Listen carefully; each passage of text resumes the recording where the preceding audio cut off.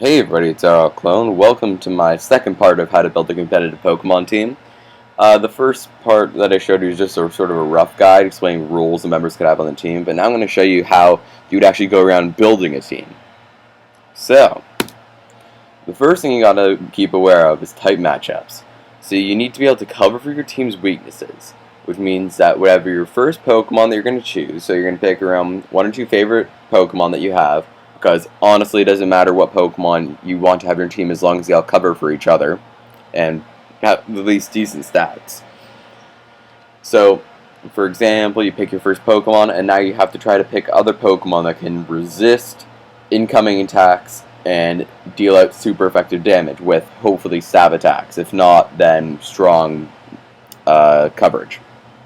So for example, in this case, if you have a Garchomp as your first Pokemon, you got to cover for Ice because of the fact that Ice is 4 times super effective against Garchomp. Although having something that can deal with Dragon and Fairy is nice, Ice is the main huge weakness we're going to find here. So for example, Ice Shard instantly kills Garchomp. I know, look how sad his face is. Ouch. But now you're going to want to pick a Mega Pokemon. Each team should try to have a Mega Pokemon because Mega Pokemon are extremely powerful. They have an extra 100 base stat total over their original form, and their original forms for all these guys were already pretty strong. So these are just really, really strong Pokemon, which is why you should try to have at least one on your, not at least one, you should try to have one on your team. So, now this brings to the point. All 4 of these resist Ice. But who should be picked? Well, considering the fact that Mega Lucario can't really take hits that well, it might be a good idea to actually have it so that way we don't use Mega Lucario, even though, don't get me wrong, Mega Lucario is a fantastic Pokemon. We're trying to get a Pokemon that you can switch into in case an Ice-type Pokemon threats Garchomp, threatening Garchomp like a Mamoswine. So in this case, Metagross or Scizor would be the best idea. However, Scizor only has one type weakness, Fire, compared to Metagross's weaknesses to Dark and Ghost. So, that means we had Dark Ghost and Ground. So that means that Scizor is going to have way less weaknesses, so you don't have to worry too much about trying to cover for your Mega Pokemon. Now your Mega can easily switch into whatever you want, which is why Scizor is so popular in the meta. So, I stated before, you want to make sure that it resists the hit and can deal back super effective damage. So in the case of Scizor, it resists Dragon, Fairy, and Ice, so that means that it perfectly covers for Garchomp's weaknesses. And it can also deal super effective damage with the Bullet Punch, etc. So that'll cover the Fairy and Ice weaknesses in a super effective attack, which is really nice. But issue is Scizor is 4 times weak to Fire, so even though Garchomp resists it, we don't want to switch into Garchomp, because Garchomp will most likely be Focus Sash, not want to take as much damage as it can possibly can if it's a Life Orb. So we need a Pokemon that can resist that Fire hit. Enter Milotic. So Scizor is already a defensively bulky Pokemon, but Milotic is 125 special defense, so it's going to be super bulky in the special defense wise. And I actually love Milotic personally. It's one of my favorite Pokemon. Obviously, it's not like the highest tier of Pokemon, but it does have really, really good tanky stats. But sadly, with the burn nerf, Scald isn't going to work the same that you'd want it to, so it'll be mostly used for support and Hydro Pumping, etc. But now that we have Milotic, technically our team has no weaknesses. Because the Garchomp's weaknesses are Dragon, Ice, and Fairy. All 3 are resisted by Scizor, and actually Ice is also resisted by Milotic too. And then for Scizor, Fire is resisted by both Garchomp and Milotic. Milotic's weaknesses are Electric and Grass, but already our team very well covers for that because of the fact that Garchomp is fully immune to Electric, so you don't need to worry about that at all. And if you see a Grass type coming in like Bulu, send in your defensive tank Bug Steel type Scizor that'll be a quarter damage from that hit. So you really don't need to worry about that at all. So now that we have 3 Pokemon that cover for each other very well, we want to be able to beat the meta. We want to now get some strong super effective hits that are going to be able to beat most of the common Pokemon you're going to find. So, here's an interesting thing. An electric-type Pokemon with HP Ground will get 7 out of 10 of the top 10 most popular Pokemon super effectively, which is a very interesting thing right there. So that means that out of the top 10 Pokemon, you're going to be getting over 50% of them super effective with one Pokemon. So out of the two really viable, strong, hard-hitting electric types, there's only really two: Xurkitree and Tapu Koko. Thing is, Xurkitree's slow compared to Tapu Koko. Xurkitree's only real chance to survive would be Choice Scarf to get that Beast Boost off, or Z Hypnosis, which is an entirely just awfully broken strategy. But otherwise, you have Tapu Koko.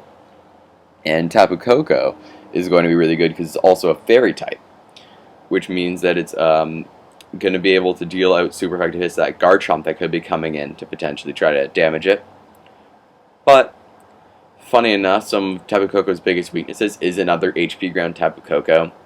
But you don't really need to worry about having a sash for that because of the fact that literally I put it up there. Can't really get one shot. But Tapu Koko could use that Life Orb and still live, which is pretty neat. So it's very fast. Does quite a bit of damage once you have the electric terrain. It does lots, so it's going to be really, really useful as a Pokemon.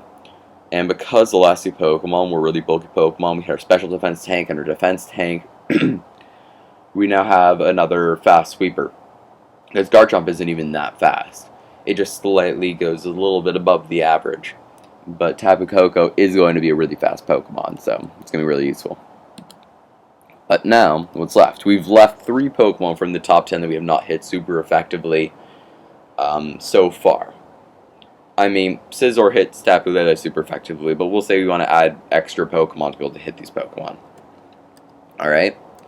So, have you noticed the flaw with all of these Pokemon? Well, if you're not counting Nihilego, because Nihilego gets absolutely raffle stomped by everyone on the team so far, have you seen it? Tapu Koko, HP Ground, double super effective. Garchomp, Earthquake, double super effective. Milotic, Water, super effective. Scizor, Steel, super effective, and takes 0 damage from poison. So, if we're not counting Nihilego... Oh! Right. All these Pokemon can get absolutely stomped on by Alolan Marowak. Huh. So, we're going to have Alolan Marowak there because it does a ton of damage. Because even though it has 80 attack, once you add the Thick Club, it doubles its attack stat. It's effectively having a better non-boosted, what's its face? Azumarill. But Azumarill isn't even out yet, so well, once Pokebank comes in, it'll be out. But for now, Alolan Marowak is a super, super strong Pokemon. Because that Fire Ghost typing hits so many things super effectively, as you've seen before. And it even gets some of the other Pokemon that we were having difficulties with. And also with the fact that he gets Lightning Rod, or she, not discriminating. Because of Alolan Marowak gets Lightning Rod, it'll be fully immune to electricity. Which means that you can send it in against an electric type that could be coming in to try to take down your Milotic, which is, Milotic in this case is the only Pokemon on the team that is even weak to electric. So I have so much electric immunity, I can afford to have a final spot on the team that is weak to electricity. I actually want that to be the case. So that way I can have switch-ins to my 2 Pokemon that are fully immune to electricity. And finally, most of the attackers in the metagame are physical, as I think you've learned so far. So Will-O-Wisp is a fantastic move because even though Burn now only does 6.25% health per turn, it has the attack stat of all the physical Pokemon. Well, obviously and special Pokemon too, but that doesn't really matter. Trying to have that attack stat so that way they're doing no damage. Send it in on anything you want really, because Marowak's very tanky. So, for example, you see an incoming Beware, Will-O-Wisp, see an incoming Garchomp, Will-O-Wisp. You can just pretty much stop whatever you want to stop right then and there. So, we've countered the metagame pretty damn well. So what else can we do? Well, as I said before, we can throw in a flying or water type Pokemon that is actually a stall Pokemon, because we don't have any stall Pokemon yet. We have bulky attacker, sweeper, sweeper, bulky attacker. But we need a staller. We have no Pokemon that can stall the opponent. We need to have a Pokemon that can just sit in there, take hits, and do damage over time. So, we can have Celesteela, because we can afford to have Celesteela in there, because it's a Steel flying type, which means that its weaknesses are going to be to electricity and fire. Do you not remember that like the entire team resists fire? There you go. Electricity.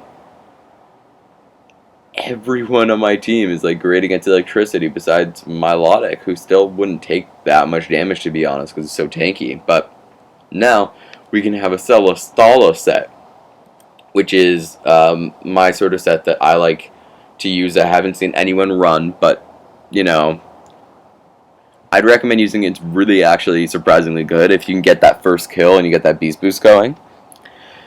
Toxic, Leech Seed, Protect, the simple basis of having a Celesteela. Well, Toxic isn't always used. Sometimes Substitute will be used instead of Toxic, but anyways, Toxic is very useful. So you throw down a Toxic, Leech Seed, you Protect, you stall those extra turns, and then you Giga Drain. Now, Giga Drain is going to be interesting, so you're going to get even more health back at the end of the turn. So you have 1.5 times special attack. You might be able to do some damage with that Giga Drain, which is going to be pretty nice. Because I know I'm able to two-shot Mega Alakazam with Flamethrower, so that should be a three-shot, or maybe a two-shot at +1, which is pretty interesting. So I'm going to give you this set here, so look at it, steal it if you want. It's pretty damn good. But I built it so that way it can beat Porygon 2, because Porygon 2 is a threat. Porygon 2 is a ridiculous Pokemon, because it's super tanky, so it takes no damage, and then it just recovers all day, and you can't deal with it. So having a toxic Pokemon to be able to just whittle its HP down so that way it'll eventually die is extremely useful. It sort of just cripples Porygon 2 to have a toxic Pokemon. But I guess that's it, right? Team looks good. I have everyone covering for each other. Meta's fully covered. Everything's good, right? But not so fast, because we are missing something. Team experience. Because you've only just created your team. You need to now go into tons and tons of battles with your team. Find out who's your strongest Pokemon, who's your weakest, who your team is weak against, what Pokemon can fully just sweep through your team, what Pokemon can you just not deal with, what Pokemon are too tanky for you to be able to outdamage. And then try to add Pokemon and replace Pokemon. Because you want to make sure you have as much team experience as possible so you know exactly what each member of your team can do, what hits they can take, how much damage they can do, and what Pokemon they can't deal with.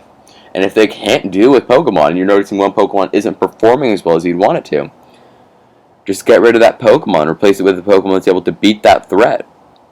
Because honestly, it doesn't matter if you have perfect coverage, because of the fact that if the metagame isn't following perfect coverage, you need to be able to beat the metagame. That's the most important part of the team, being able to beat threats that threaten your team. Obviously, you're not going to win every battle, but you're going to want to make sure that you learn from your losses, learn what to do, learn how to fix your team.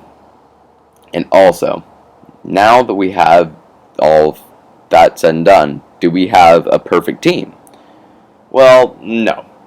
You can never fully say any Pokemon is the best Pokemon. You can never fully say any Pokemon team is objectively the best, because it's how you as a player can make the team work. Because you can have a team with Pokemon that are all pretty underused, and then throw them into a battle against Megas and Legendaries, and you can still pull off a win as long as you have a good enough strategy. So that's where I bring up gimmick teams. Because my guide so far has only been about creating a balanced singles team. Doubles teams are different, so you can work on that elsewhere. If you want me to make a guide about doubles, sure, but lots of the Gen 7 that's happening right now is singles. But however, there are many different strategies that your team can have. There's tons, and I'm going to be covering them all in several videos that will be coming up. Not all of them, obviously, but I'll be covering lots of the really, really fun ones. But if you just notice, hey, this and this works, go for it. Surprise factor is actually really good. I swept, I'd say, at least 15 teams with a Chimecho. Want to know how? Well, then wait for another video. But just a surprise factor, you see a Chimecho, and you're like, what the hell does a Chimecho do? And then you get sweet by because you don't respect the Chimecho. So, also, you could just have full surprise. Say you had all the Pokemon in your team besides like one strong, tanky Pokemon, all a new explosion. You exploded all over the enemy team, and that was it. That was just how you won. And you take care of their ghost types by having like a galvanized explosion, have a refrigerated explosion. And you'd probably do really well. Like surprisingly, you would actually rise up quite a bit in ladders until you get into like some pretty hardcore teams. So it's pretty interesting to note. But finally, just remember, the whole way to win a Pokemon battle is to be one above your opponent. Have one more Pokemon than your opponent, or have one more able-bodied Pokemon than your opponent. Then you win. Say your opponent has 2 Pokemon that are in red health, and you have 1 Pokemon that's fully in green health. If you're able to outspeed and kill them both, then you have the win condition because you have a stronger remaining Pokemon. You always want to be one above the opponent. You want to take down their threat so that way your last Pokemon can take down the remaining Pokemon. If you notice their team is really able to deal with and can't deal with your Tapu Koko, then kill everything that can deal with the Tapu Koko, and then send in Tapu Koko and sweep. But most importantly, choose Pokemon that you enjoy using. So that way, whenever you win or lose, you'll have a fun time because you know that you're using a Pokemon that you love. Like, for example, just trying to have fun with Go-Goat or even Altaria, which I admit isn't a very good Pokemon, but still, I love it to death. But as long as it's not a soft-skinned Garchomp, you're definitely going to have some fun using it. And that's all for now. So I'll soon make a how-to guides for specific Pokemon that's coming up. But I felt I needed to make this video first because of the fact that I feel my first guide didn't really cover it. So thanks for watching.